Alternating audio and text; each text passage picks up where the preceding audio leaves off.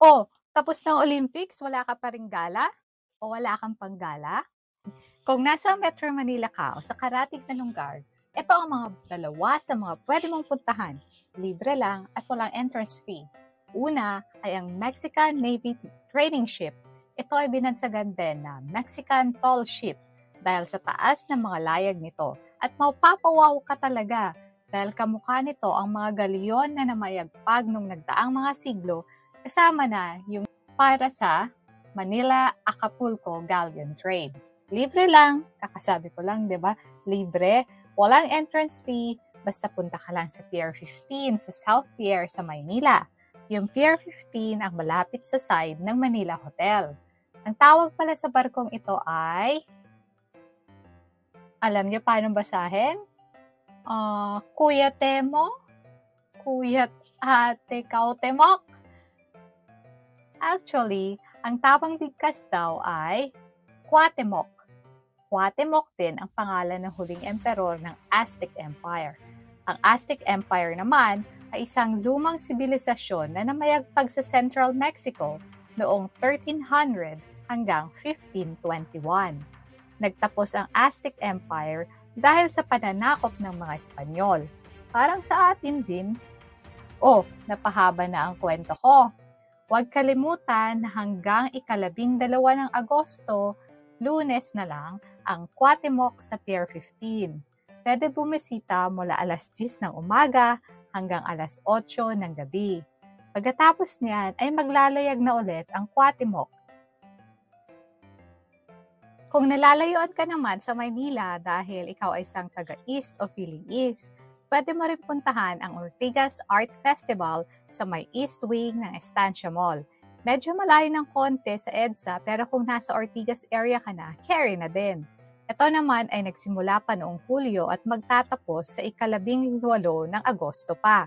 Bukod sa mga libreng exhibit, ay meron din sila mga libreng talks at mga workshop. Yung mga workshop ay may bayad. I-check nyo na lang yung website nila para sa detalye. Pero kahit maglakad-lakad ka lang sa kanilang gallery, pagmasdan ang mga obra ay nakaka-relax na din. Ang pinaka-paborito ko ay ang mga gawa ng taga-Angono. Dati na rin silang kilala pagdating sa larangan ng sining. Sila nga ang binansagan na Art Capital of the Philippines. Ilan sa mga tanyag na taga-Angono ay sila Carlos Botong Francisco, tanyag sa visual arts, at si Lucio San Pedro, tanyag naman sa musika. Pareho pa silang national artist. Kung millennial ka o Gen Z, malamang kilala mo si Herlin Hipol Budol, na taga-Angono rin. Balik tayo sa exhibit. Isa pang paborito ko ay ang obra naman ng mga taga-Alfonso Cavite. Meron silang alternative art school program na Linangan Art Residency. Ito ay para sa mga alagad ng sining na nais pa nilang pagyimanin ang kanilang husay sa sining. Ngayon ay tumatanggap na sila ng application para sa batch 2025. Kaya kung ikaw ay may husay sa sining at nanalo na rin sa mga kompetisyon, baka eto na ang iyong inaantay para sa iyong big break. Kaya, punta na sa Ortigas Arts Festival sa may Estancia Mall lang. O, kita-kits tayo next time ah. Bye-bye!